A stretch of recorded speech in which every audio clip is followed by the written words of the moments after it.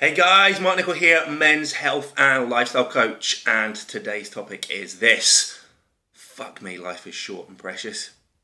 So we have seen in the news the most horrific stuff coming out of Manchester, haven't we? It's just heartbreaking and abhorrent that such disastrous and horrible stuff goes on in the world, but it does, and it goes on all over the place to all sorts of different people. Bad stuff happens. So we've seen people lose their lives. On different levels, we've seen Roger Moore, the famous actor, arguably the best James Bond of all time, has passed away. Just this morning I watched a video on YouTube of an interview with a young guy, Billy Munger his name was. He's 18 years old, up and coming racing driver, had a horrific accident a few weeks ago and lost both his legs. So there is some bad, tough shit goes on in the world that reminds us that life can be altered and changed like that. It can change dramatically, just in an instant. It can even be snuffed out. And when we reflect and we look at the stuff that's gone on in Manchester in the last couple of days, you see that everyone has a choice. We've seen stories of people choosing love over hate, over fear. We've seen stories of people running into danger to go and help other people. We've seen just acts of bravery and kindness, of people choosing to live life better rather than being afraid or bitter. And that for me is kind of the big message, the big lesson that comes out of events like this, of people dying, of tragic, horrible disasters, of people losing limbs and things. It reminds me how fortunate I am, how blessed I am, how precious my life is. And it also makes me very aware of how guilty I can be of wasting time, of wasting my life away, worried about what may or may not happen, about being fearful of what other people might think of me, of just wasting time, doing things that don't make me happy, that don't move my life forward. And so this was a little bit of a kick in the arse to me today, thinking about this and doing this little video for you, because in truth, this was the most positive. This was the lesson that came from the loss of Chloe, our daughter. You know, that little girl had 5 days of life.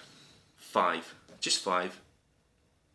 I've had 35 years, and I wonder, to see someone not have the opportunity to live their life and then to experience wasting time makes me feel quite uncomfortable, makes me feel really kind of guilty and a bit ashamed.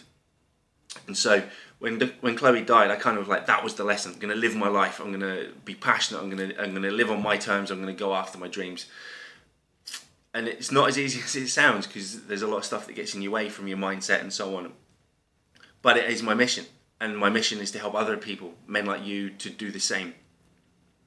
Sometimes when it comes to it, it can feel quite overwhelming when you consider the rest of your life, what you want to do with it. And so what I've learned is how to shrink stuff down, okay? How to make things smaller, so to reduce the overwhelm, to make everything seem that much more achievable. And I want to help you with it today. So if we consider your life, we're going to break it down into just 4, okay? Just 4 key areas, okay? 4 key components, 4 pillars, I guess, that are responsible for, or are the foundations of your happiness, of your contentment, of your fulfilledness. They are the foundation of whether you're going to look back on your life and feel happy and proud, or regretful and sad. And these 4 key pillars are your physical health, okay, your body, how it looks, how it feels, how it moves, your energy, your physical health, okay. Those things are determined. Those things are determined by the food you eat, how much water you have, the exercise you take, and so on. Next, we have your being, okay? So who are you? How happy are you? What's your mindset like? How do you feel about yourself? What's your relationship with yourself like? How do you deal with stress? Third on the pillars are your key relationships, okay? Your marriage, your key relationships with your partner, your kids, your relationship with your close friends, your relationship with your close family. Are there people in your life that you wish you were spending more time with? Are there people in your life you were wishing you were spending less time with? What's the state of your key relationships? And then finally, your career and finances. Okay, your job, your attitude towards money, and how you handle your finances. Those 4 key areas for me, they are the foundations of your happiness, of your overall health and your well-being. Okay, because those 4 key areas are all interlinked. You can focus on one and it can be to the detriment of the other. You can neglect one and it can be to the detriment of all the others. So for example, your physical body. If you're in great shape and you have lots of energy, how are you going to feel in yourself? You're going to feel more confident, right? You're going to feel more fired up, more motivated. You're going to feel as if more things are possible because you have more confidence. If you have more confidence, how's that going to carry over into your relationships? Your relationships are going to be better, aren't they? Because the standard of any relationship is going to be determined by the relationship you have with yourself. You have a good relationship with yourself, you care for yourself, you look after yourself, you protect your mindset, you invest in your mindset, you're going to bring good things into relationships and have good relationships. How's that then going to carry through into your finances and into your career? If you're full of confidence and full of energy, if you feel secure and safe in your relationships, you're going to have the confidence to go after a career that you want rather than just a career that you kind of feel like you've either fallen into or that you feel stuck in because you're too afraid to step out and take a risk to do something different. If you're secure and confident and you do the stuff that makes you happy, if you're feeling happy in yourself, you're not going to fall into the trap of going out and impulse buying crap to make you feel better in the short term. So everything's all interlinked, yeah? So your career, your relationships, your mindset, your attitude towards yourself, your physical health, everything is interlinked. So it breaks it down, those 4 key areas. So today I wonder, on a scale of 1 to 10, 10 being the ideal, or of your ideal as it sits today, how's your body at? How's your energy levels? How are you feeling in your body? Does it ache? How does it measure up?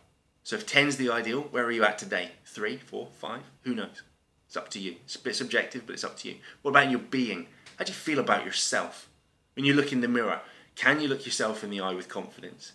When you consider how you spend your time, do you spend your time happy and having fun, or do you spend your time anxious and stressed? What's your mindset like? Again, on a score of 1 to 10, where would you put yourself today? 4, 5? Don't know. Relationships. How's the relationship with your partner? Sharing intimacy, feeling connected, feel like you're best friends, or are you rowing? Are you arguing? Maybe you've not had sex for a little while. Who knows? But compared to how you want it to be, what's the state of your relationships? Are you spending time with the people you want to spend time with? Are you confident? Are you happy that you're providing a great role model and being a superb example to your kids? Are you happy with the example that you're setting to your kids? Are there people in your life, are there relationships that aren't serving you, that are bringing you back, that are robbing you of energy? Do you need to do something about that? Again, on a score of 1 to 10, how are you measuring up to what you want your life to look like in your key relationships? And then finally, your career. Are you in a career that you love? Do you feel passionate when you get up on a Monday morning about going into work, or do you fucking hate your job? Are you in a job that you love or in a job that you detest?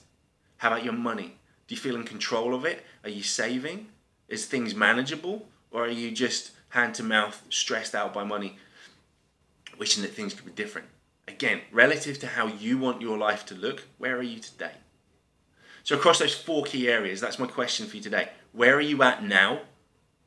How do you want it to be? And then this is your action for today. What do you do today or tomorrow or this week to move yourself forward in those key areas? What could you do to take yourself from a 3 in your body to a 3.1, a 3.2 or a 4? What could you do that would move you forward just a little bit?